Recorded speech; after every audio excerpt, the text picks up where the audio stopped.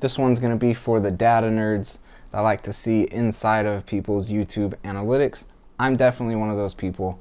I love when people share their data, whether that's Facebook ads data, YouTube analytics data. Like, it's all so interesting to see because everybody's got something different going on. I don't know, and I haven't really looked through any of this yet. I mean, I have an idea of what's there just from having paid attention to it through the year, but I'm just gonna walk through this and see where it goes.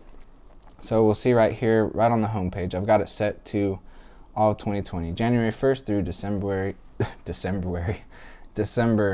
31st, 2020. All right, so total 1.2 million views. So that's pretty cool. Let's see, what did 2019 do? All right, so 2019 was a little over 600,000 views and $5,000 earned. This year, 1.2 million views. So that's basically a straight doubling of views and 20,000 in estimated ad revenue, which is a lot more than doubling in estimated ad revenue. Subscribers, I got about 6,000 in 2019. In 2020, I got 17,000, so about 3 times as many subscribers. So that's growth. Definitely, that's pretty good growth. Now, this was my 3rd year doing YouTube, so I've got this switched to lifetime right here, and you'll see that my first uploads were in December of 2017. So we're looking at through December 2020. So that's 3 straight years.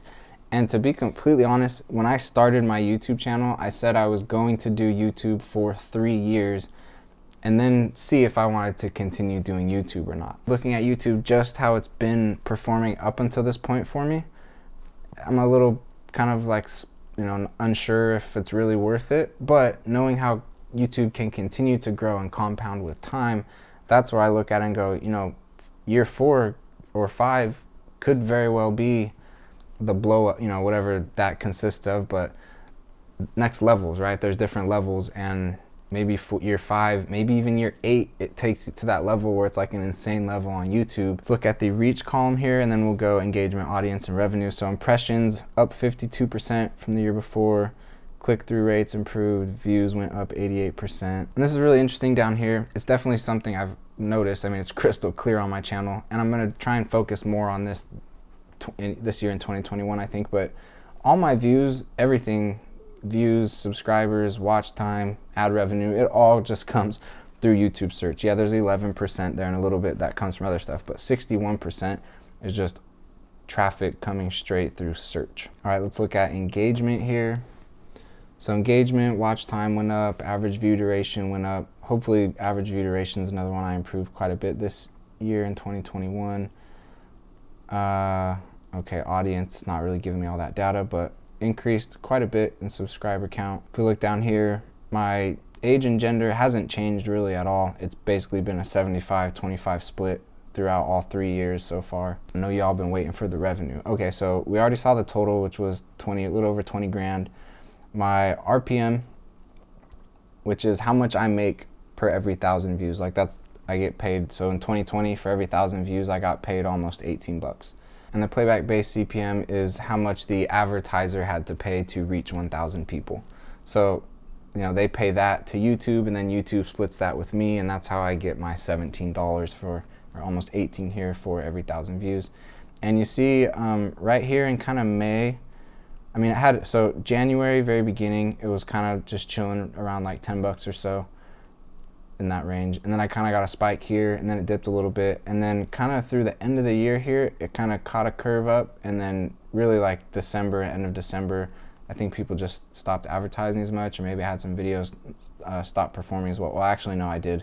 At least one video stopped performing as well, but I think that was also just advertisers dying out as Q4 was ending.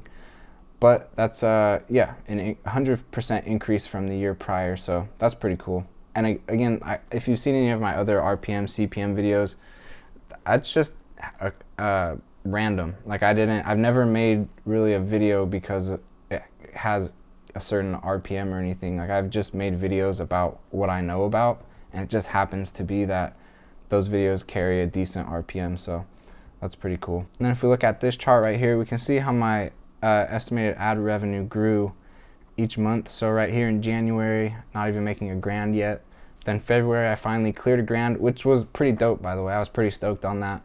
And then within, let's see, so there's 1, 2, 3, 4, 5, and then within 5-6 months, up that to 2 grand, and then I've been kind of hovering at 2 grand. Highest I got was 2,300 in August, and then it's actually kind of been dying. December was 1,700, and I'll probably do a little bit less than that in January. Hopefully we'll try and get that back up a little bit. And my top earning videos for 2020, my Helium-10 tutorial right here, an Instagram ads tutorial, Facebook ads tutorial, another Facebook ads tutorial, and another Facebook ads tutorial. So obviously my Facebook ads videos do pretty well. They get, some of them tend to get a decent amount of views, and then they carry a decent RPM, so those tend to earn pretty well. That's a wrap for the SCO Show YouTube channel 2020 analytics report.